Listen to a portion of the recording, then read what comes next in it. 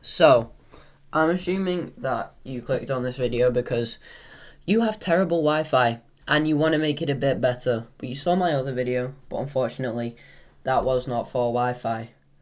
But this video is for the people that are on Wi-Fi. So it's going to be a lot easier for you guys. There's not actually as many settings which we need to change. I just want to say something is that the biggest optimization that you can make for this is to get wired internet, or to maybe try and get closer to your router or move your router closer to you. So if you do get wired, go and check out the other video. But if you didn't, here's what you're going to do. You're going to go to Windows key and open up Device Manager like this. Just going to put it in the middle of my screen here. So this is going to be all your devices. You're going to want to go here to network adapters. You're just going to press on the little arrow. It's going to show you everything.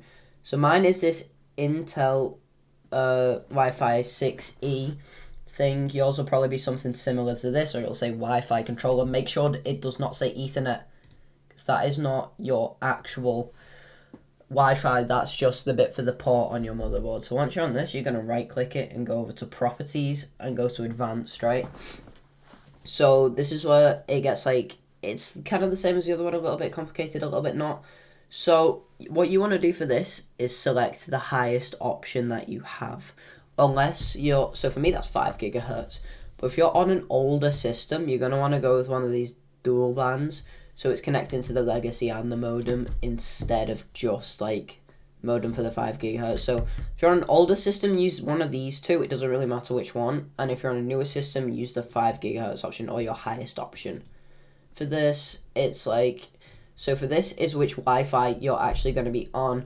So this is Wi-Fi 6. If you have Wi-Fi 7, it'll be 1102B something below this, but just put it on the lowest one down. So the top one, just go all the way down to here. Then ARPA offload, you want that disabled. You can ignore all of that. And GT rekeying, you also want that to be disabled.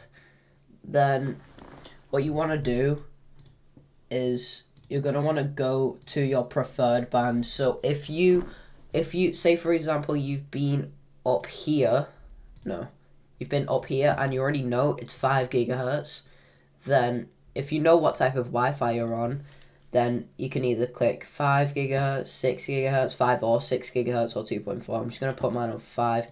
Roaming aggressiveness needs to be on the lowest, so it's not constantly looking for Wi-Fi. This needs to be disabled. The rest of these don't matter.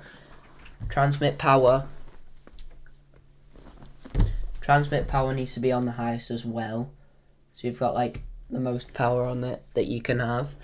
And then the rest of the high band, you want to make sure that that's enabled. So this is the highest gigahertz of Wi-Fi you can have. So if you're running 2.4 but you know you can run 5, you need to turn this on, or 6. Wake on magic patch needs to be disabled, and wake on pattern match also needs to be disabled. That's pretty much everything that you can do in Windows to get more better Wi-Fi. But if you do want a little bit more performance, go to edit a power plan. This was the same in the other video. Go up to power options at the top here, and then you're gonna want ultimate performance. If you're on home, use home power plan V5. That's even better.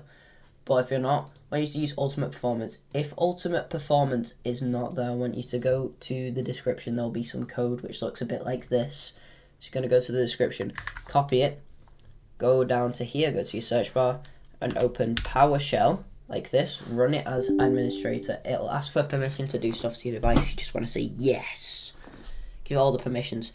So what you want to do is, once you're in PowerShell, you're going to paste the code, click enter, and if it says power scheme like this and ultimate performance at the end, you've done it right. You're going to want to restart the power plan thing, like so. And then boom, you'll have ultimate performance. And make sure to use ultimate performance because that'll be the best one for you. Now there's not really much else that you can do inside of Windows for stuff like Wi-Fi and stuff, other than getting wired or moving your thingy a bit closer. But if you can't do any of that, just do all that you can and try and get as close to the router as you can, or the router as close to you as it'll get. So if this helped, let me know. If it didn't help, also let me know. But I'll see you in the next one then, I guess.